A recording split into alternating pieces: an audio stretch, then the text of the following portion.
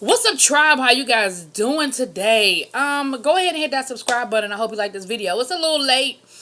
Um, this is your Gstatus ATL Hustle Season 1 Episode 8 Part 2, I think. Shit, I don't even know. But I ain't even tripping about it being late because the episode was 2 weeks late being uploaded, so whatever. Um, Okay, so look, I'm gonna hit a couple of high points on this episode because we had in my opinion, three major scenes took place. So let me just take one by one and try to go through them. Because I looked at the episode last week, but then I had to, rewatch it again today just to make sure I remember what I wanted to say and stuff. So the first scene, we at True Fine's house. He's having I guess they call him a kickback. We call him get together shit. I don't know, whatever. Hakeem call it a back kick. I don't know what the fuck Hakeem be saying half the time. But let me say this. Akeem. So, the episode starts off. We see True Fine and his friends coming over and all that good stuff. And he's, True Fine is who he is. He's just as bland as he's been all season. My understanding is that he's not on the show anymore. And I'll be honest with y'all, I don't know what's been going on behind the scenes, but I told y'all when that episode came out with, and them talking about him being a drug dealer, I would have quit that day too, because see, it's some things we just not going to play games with. Unless, now, I don't know what's going on behind the scenes. Maybe that was something for the storyline and they was cool with it, but you ain't going to lie about me being in illegal activities for no storyline. I'll be damned. Anyway, so, Milan is there, Charlie's there, some of True Fine's other friends are there. Nobody else from the cast is there that I recall. Let me say that I recall until Sir Hakeem shows up. Now, Hakeem lets us know that he's been missing for a minute because he's been in jail. He never discloses why, which isn't my business. I really don't need to know, nor do I think that's something he really needs to share with us why. But he said he's been in jail. Because I thought maybe he had quit the show, to be honest with you. But no, not only did he not quit the show, but he's been saying in interviews that he's coming back next season as a producer. So, okay. So we'll see. But here's my opinion about this particular scene. So from the word go, from the minute Hakeem walks in the door, Milan has an attitude. Milan is trying him. Milan is, in my opinion, pushing his buttons. Like, I believe that, Milan was still pissed off at him from the last interaction they had. It had been a couple of months. It was time for it to fester. He hadn't seen her. Milan hadn't seen Hakeem. And I think Milan took it upon himself to be a bitch. Like, that's how I felt it. Now, let me say this. If I take Hakeem's confessionals out of this, let me do that for a minute. I'm going to give you two things. I got to take his confessional out of it because I'll get to that in a minute. But if I take his confessional out of it, point blank period, Milan, you were wrong. In my opinion, Milan was wrong. I know people can disagree. Say what you want. Drop it in the comments. But I feel like she was... I don't want to keep saying she, y'all, because Milan is not transgender. Milan is androgynous. And I don't... Correct me if I'm wrong. Anyway, because I don't want to be disrespectful. But I've also heard Milan in interviews say that he don't care how you refer to him. So, okay. But with that being said, I feel like Milan was picking a fight at Hakeem from the word go the minute he walked in the door. And Hakeem, in all honesty, I feel like he tried to come in there on some kumbaya shit. Like, he wasn't trying to be nasty. He didn't come in there with no attitude. He really did. He really walked in the door like, all right, I'm here to film my scene. Who's who, what's up, where it is. Like, I ain't been here in a minute. What's good?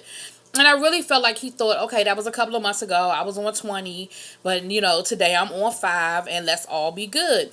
And, of course, Milan was like, hell nah. You was on 20, and I didn't forget. I remember that you was on 20. So, nah, hell nah.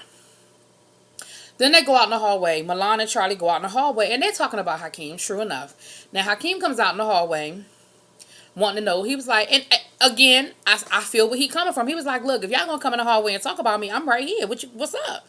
Like, if you got something to say it to me. I'm sitting right here. Now, Hakeem, you can't make them tell you what they talking about. You can't make them have a conversation with you.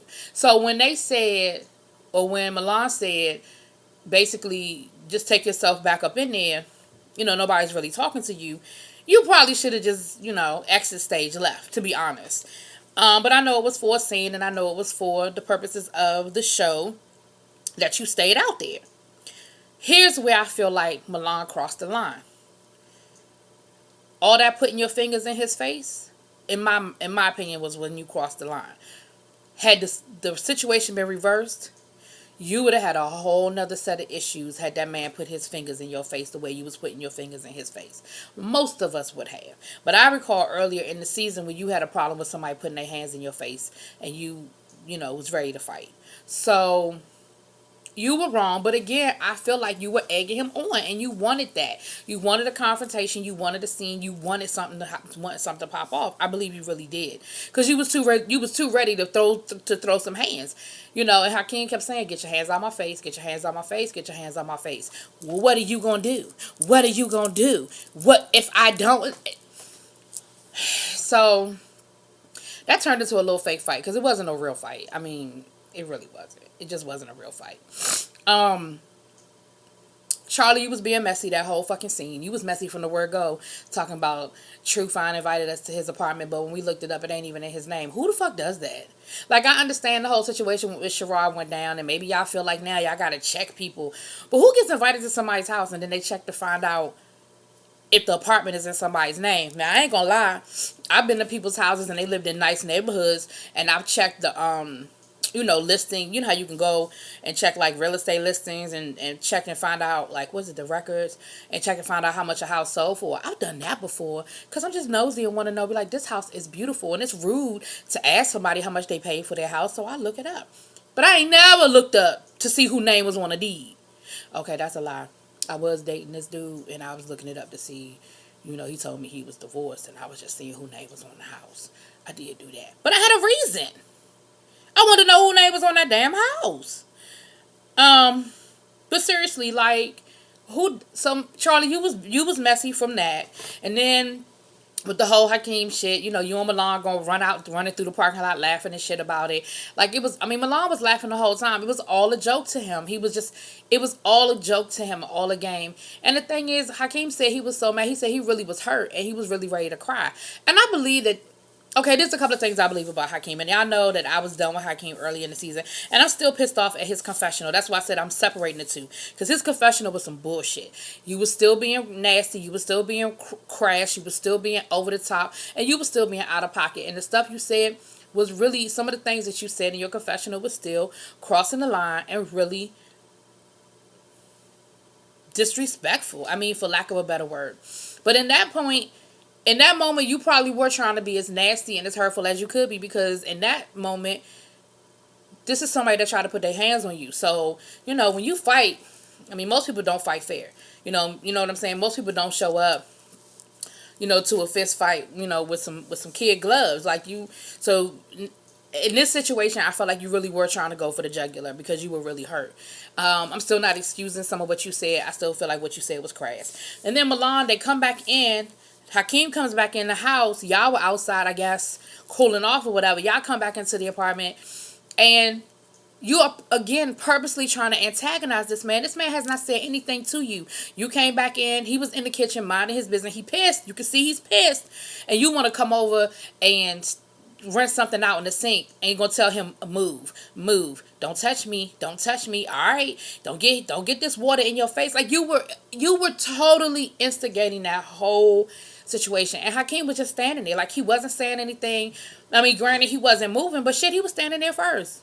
You didn't have no overwhelming need to rinse out your fucking Solo cup. You had a damn get together. Throw that damn Solo cup away and pick up another one if it's that serious. Like, ain't nobody going through all of that to rinse out a cup. Like, nobody's doing that. It just so happened that he was standing over the sink. If he was standing over the oven, all of a sudden you would have wanted to warm something up. If he was standing by the refrigerator, you would have wanted something out of the refrigerator. Like, that was just, to me, totally ridiculous. Then your ass start throwing shit, and that's when True Fine was like, let me tell you what you not gonna do. And I ain't mad at you. That's your damn house. Regardless of who name it's in. That was your house. And that was, and again, it was unnecessary what Milan was doing. You throwing cups, drinks and shit at people. And, then Hakeem did the best thing he could do. He just left. And I felt like Milan must have thought he won something in that moment, but you didn't, because you made yourself look like an ass, as far as I'm concerned. Now, I'm not saying that I'm not absolving Akeem of everything he's done this season or the things he said in his confessionals and all that. I'm not absolving him. But in that moment, in that scene, Milan, you were wrong. My opinion. Now, the confessional, Akeem, you got to stop. You got to stop with the derogatory statements. You got to stop being so nasty and so disrespectful and so flippant about the LGBT community, which you are a part of. You've got to stop it about people getting. You just got to stop. I ain't even gonna repeat it, but you got to stop. I don't care how mad somebody makes you. You got to stop. So the next scene, Charlie decides that he wants to have good vibes and invite everybody to the club. He said he's going to have a listening party next week, but he wanted to celebrate because he's been putting down a lot of good music and he's ready to come out with some new music. And, he wanted to celebrate, so he invited everybody. Now, they keep cracking me up with this. I invited everybody, but then you look up and they be like, well, I invited. So you didn't invite everybody because Sherrod wasn't there. Akeem wasn't there. Who else wasn't there? Adrian wasn't there. Okay. So Tramiel, Charlie, Milan, one of Charlie's friends, and somebody else came with them, I thought. And they were at the club. They must have had like a little VIP area. You saw Charlie paying for, the little spot where they were hanging out at the club. And then Corday came later. Now, Tramiel said he didn't invite Corday because he didn't want the drama with Corday, that, he realized that he needs to kind of get to know these people outside of Corday on his own terms, and so he didn't invite Corday so he could kind of just have a fresh moment where he wasn't being messy. So they were having a good time. They looked like they were having a really good time, and then, dun dun dun, here comes Corday. He shows up. And they're still having a good time. Milan and Corday are actually dancing next to each other. They're getting them, everybody looked like they had a good time. Charlie and Corday had a little bit too much of a good time, because they get to kissing and slobbing each other down in the middle of the club. But both of them said that they were drunk and they was just on some it's whatever type shit because they were drunk. Okay. Y'all are clearly attracted to each other. I think maybe y'all get on each other's nerves, or one person might get on another person's nerves. But you clearly have some attraction there, right? Then all of a sudden, Corday walks off. And Corday proclaims to the world that he just saw the man of his dreams, the man he want to marry. Now, he doesn't tell us who this particular man is. I'm sure that's a cliffhanger type thing waiting for us to find out. But Corday just sort of walks off, and he tells this story about the guy asked him to hold his stuff while he went to the bathroom, and how he wanted to follow him into the bathroom, but he just stood there waiting. And Tramiel was even like, yo, where you going? Like, we having a good time. Why you walking off? Like, we're finally having a good time, and there's no drama, and then you just walk off in the middle of it. So something about that, I just don't understand. Something about that whole scenario didn't make sense to me. You just walk off in the middle of whatever. Don't say nothing to nobody. But, I mean, you didn't show up with them. Like, it's not like you came with them. But Tramiel said you left the friend that you came with. So somebody he done seen from across the room, honey. I don't know. But anyway, it just seemed like it was a drama-free night. It ain't nothing like a good club party to make you forget who you hate. Because I know I've done that before. You got groups of friends, and there's people in that group you don't really fuck with. When y'all all go out to party together, whether it be a mutual friend's birthday or something like that, and you be like, all right, I'm going to go because I like you, but I don't really fucks with that bitch. You know what I'm saying? But then y'all all get together and everybody has a good time, and it is what it is. So then we meet Dre Simber. We've been waiting to meet Dre Simber for 3 fucking months. We finally meet him. He shows up. He's extra. He's over the top. He is everything. You know what I mean? He has a resume. He's worked on, he said he's worked in production on a lot of different shows down in, the South Black Hollywood in Atlanta. That is Atlanta. He's worked on some reality shows. He's worked on some scripted shows. He said he's done some modeling. So, okay, we're looking for, because we've seen clips and we've heard the drama of all the things that go down with Mr. Dre Simba shows up. So we waiting to see it. We didn't really see nothing in this particular episode. In this particular episode, we just saw him at the club. Now, he's at the club with them, and he knows. It seems like he knows a couple of because he was the one that said that he saw Charlie and Corday kissing, so he knew who they were. But he was not partying with the crew that we know. He was in the club, but he wasn't partying with them at that moment, but we were introduced to him. All right. Then the last scene that we see, Sherrod is at his real apartment. They was clear to put that in the parentheses under his name, real Sherrod's real apartment. I'm like, y'all shady as shit. Oh, speaking of shady, at the beginning of the episode when Akeem and Milan was fighting, why the producers was real shady with Milan and was putting like pressed and like different things they did at the beginning. I was like, okay, y'all was being real petty, but it was funny though. It was funny, but it was petty. But back to the end of the episode. Sherrod is talking to two of his friends who are also in the adult industry. The adult entertainment industry, excuse me. And basically where Sherrod is coming from is this. It sounds like he's got a couple of things he's conflicting with. This is how I feel. I feel like Sherrod enjoys the adult entertainment business. But because it is so taboo and because he's gotten some backlash, he doesn't want to admit that he likes it. Because the stereotype is that you're not supposed to like it. It's only supposed to be something you're doing to pay your bills or whatever. You know what I mean? And even the way things went down with this episode, with this season, like, but his friends was like, look. And then I think he's also, I'll get to that. And I also think he's conflicted because he does want to move into quote unquote legitimate entertainment business, you know, getting into movies and mainstream stuff. And he's worried that continuously being in the adult entertainment industry is going to hamper that from happening. So here's the thing.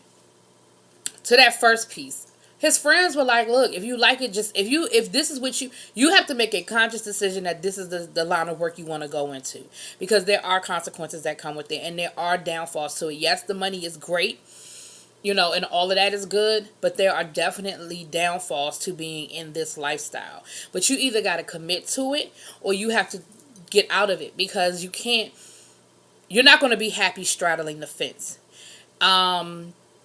And Sherrod was saying, and that's when it sort of came out that Sherrod was like, I do enjoy it. You know, I'm good at it and I enjoy doing it. Okay, then do it, boo. Then do it.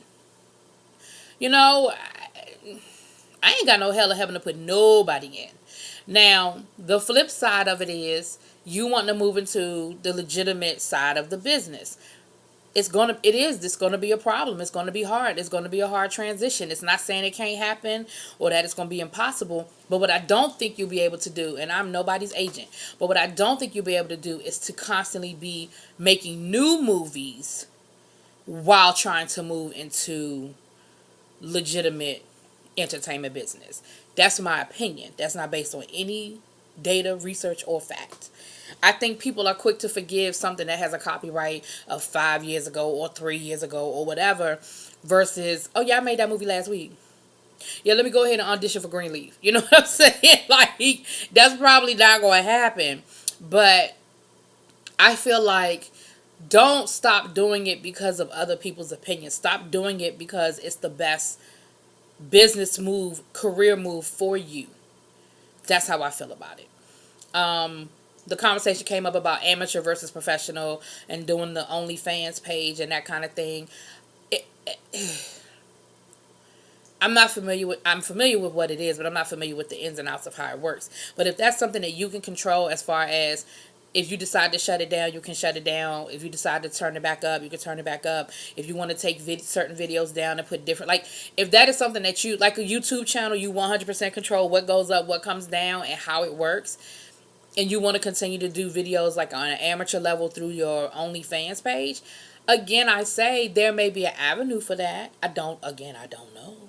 But I certainly don't want you to stop doing something you enjoy doing because of other people's opinions. Stop doing it because it's the best thing for your career at this moment. Stop doing it because you're ready to do other things and you're ready to move into other parts of your career. Stop doing it because you've made some different decisions for your life, but don't ever stop doing something because of other people's opinions. And I think your friends gave you some good advice. I think they gave you some good advice to listen to. That's my opinion. Last but not, oh, and you made a comment about you were the only person to do it. You're not the only person to transition.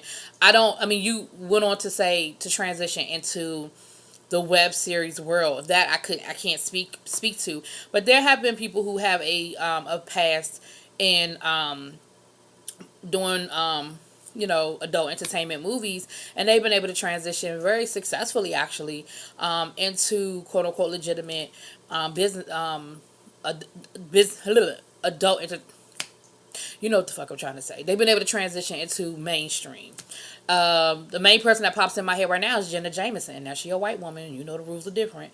But Jenna Jameson was a very, very, very famous adult film star. And she's transitioned and got into some very mainstream type movies. Now, I ain't heard from her in a few years. But I know at one point she got into some and she made some, like she was in Blade, and she was in a couple of other movies, but she got some very critical acclaim.